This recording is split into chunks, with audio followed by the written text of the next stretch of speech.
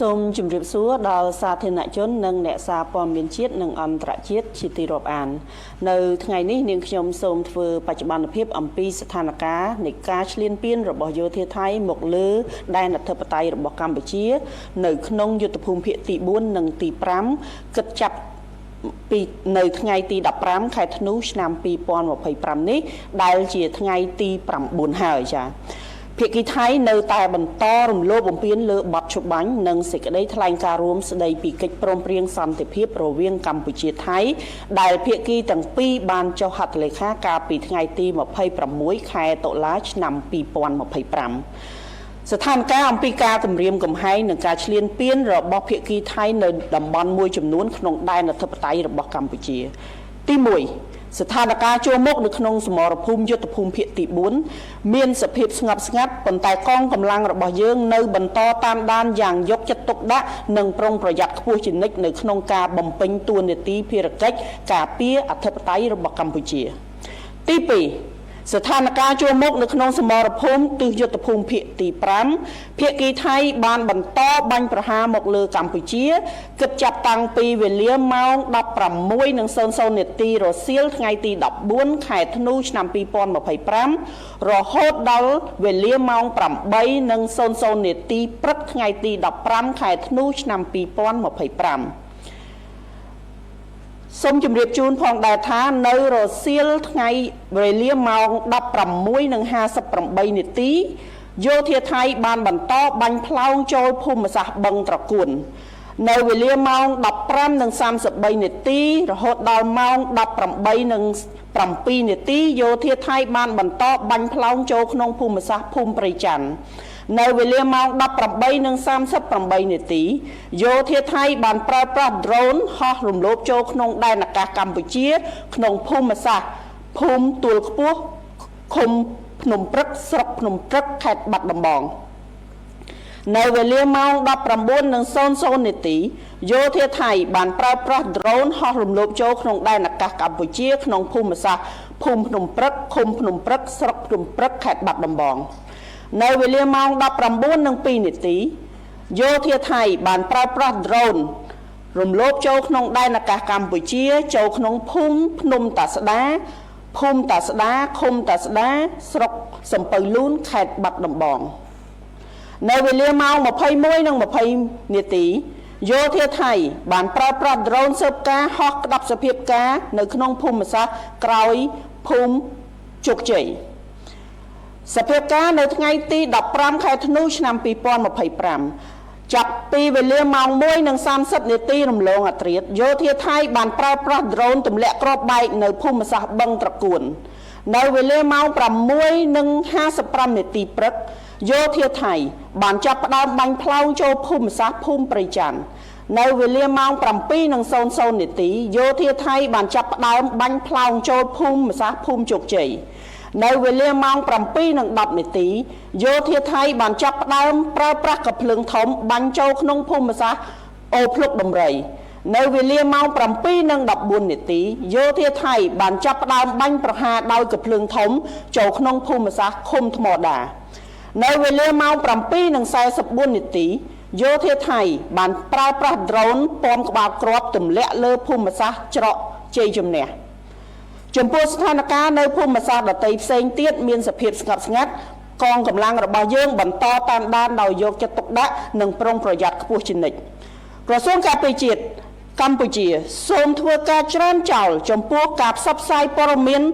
คล้ายបំភ្លៃខុសពីការពិតទាំងស្រុងរបស់ភាគីថៃ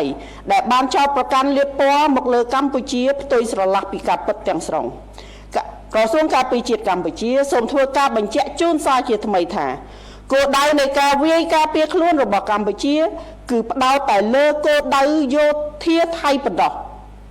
មិនសំដៅលើគោលដៅជនស៊ីវិលឬក៏ទីកន្លែងស៊ីវិលណាមួយឡើយប៉ុន្តែមានតែភាគីថៃទេដែលធ្វើការវាយប្រហារមកលើទីតាំងប្រជាជនស៊ីវិលរបស់កម្ពុជាដោយមិនរើសមុខ មិនរើសគោលដៅដែលបានធ្វើឲ្យប្រជាជនស៊ីវិលស្លូតត្រង់របស់កម្ពុជាបានបាត់បង់ជីវិតគិតមកដល់ពេលនេះមានចំនួន11នាក់ក្នុងនោះមានទារកមួយរូបផងដែរនិងបង្កឲ្យមានរបួសចំនួន59នាក់គិតត្រឹមថ្ងៃទី14ខែធ្នូឆ្នាំ2025ហើយអ្វីដែលគួរឲ្យកត់សម្គាល់បន្ថែមទៀតនោះគឺថាការចំនួននៃការប្រើប្រាស់យន្តហោះចម្បាំងទម្លាក់គ្រាប់បែក F16 និងការប្រើប្រាស់គ្រាប់បែកចង្កោមរបស់យោធាថៃវាយប្រហារមកលើកម្ពុជាមានចំនួនកាន់តែកើនឡើងជាលំដាប់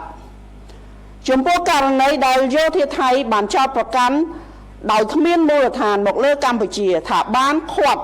និងបង្ខាំងពលរដ្ឋថៃមិនឲ្យធ្វើដំណើរចេញពីប្រទេសកម្ពុជាក្រសួងការពារជាតិសូមបញ្ជាក់ជូនថារាជរដ្ឋាភិបាលកម្ពុជាបានសម្រេចផ្អាកការធ្វើដំណើរចេញនិងចូលទាំងស្រុងតាមច្រកទ្វារព្រំដែនគោកនិងទឹកដែលជាប់ព្រំដែនកម្ពុជាជាមួយថៃដែលកំពុងមានអរិភាពប៉ុណ្ណោះក្នុងគោលបំណងដើម្បីការពារអាយុជីវិតនិងការរងរបួសរបស់ជនស៊ីវិលមិនថាជាពលរដ្ឋខ្មែរនិងជាជនបរទេសរួមទាំងប្រជាពលរដ្ឋថៃដែលកំពុងមានវត្តមានរស់នៅក្នុងប្រទេសកម្ពុជាផងដែរពីការបាញ់ប្រហារដោយមិនរើសអើងនៅតាមបណ្ដោយព្រំដែនពីសំណាក់យោធាថៃ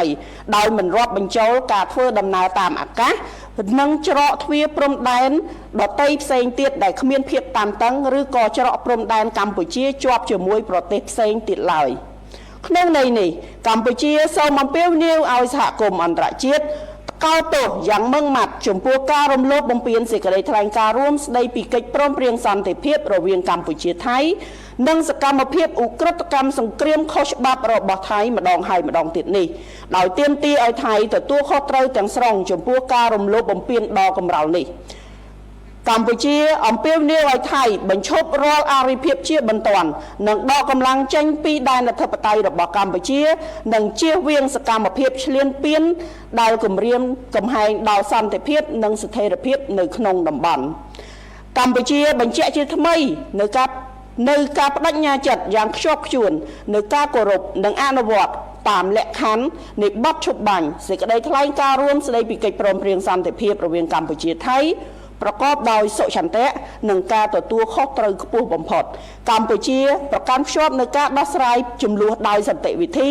ស្របតាមច្បាប់អន្តរជាតិក៏ដូចជាសន្ធិសញ្ញាអនុសញ្ញានិងកិច្ចព្រមព្រៀងដែលមានស្រាប់ហើយប្រឆាំងនឹងការគំរាមកំហែងឬក៏ការប្រើប្រាស់កម្លាំងសម្ដៅស្វែងរកដំណោះស្រាយមួយដែលយុត្តិធម៌ត្រឹមត្រូវយូរអង្វែងនិងស្របតាមច្បាប់អន្តរជាតិសូមគូបញ្ជាក់ផងដែរថាវីរៈកងទ័ពកម្ពុជាបាននឹងកំពុងបន្តឈរជើងយ៉ាងរឹងមាំស្វាហាប់មូលមុតនឹងនៅតែតស៊ូប្រយុទ្ធយ៉ាងស្វិតស្វាញតតាំងជាមួយសត្រូវឈ្លានពាននិងប្រុងប្រយ័ត្នខ្ពស់ជានិច្ចក្នុងការបំពេញតួនាទីរបស់ខ្លួនដើម្បីការពារបូរណភាពទឹកដីរបស់កម្ពុជាយើងក៏បញ្ជាក់ឡើងវិញនៅសិទ្ធិស្វ័យការពារដែលអធិបតេយ្យរបស់យើងដោយដែលមានចែងនៅក្នុងច្បាប់អន្តរជាតិដើម្បីការពារបូរណភាពទឹកដីនិងប្រជាជនរបស់យើងទោះក្នុងតម្លៃណាក៏ដោយ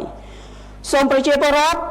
ទាំងអស់បន្តជឿជាក់និងលើកទឹកចិត្តដល់វីរៈកងទ័ពដ៏អង់អាចក្លាហានរបស់យើងដែលកំពុងប្រយុទ្ធតស៊ូយ៉ាងខ្លាំងក្លានៅគ្រប់សមរភូមិទាំងអស់រាជរដ្ឋាភិបាលកងទ័ពនិងប្រជាជនរួបរวมគ្នាជាធ្លុងមួយក្នុងការការពារទឹកដីសេចក្តីថ្លៃថ្នូរ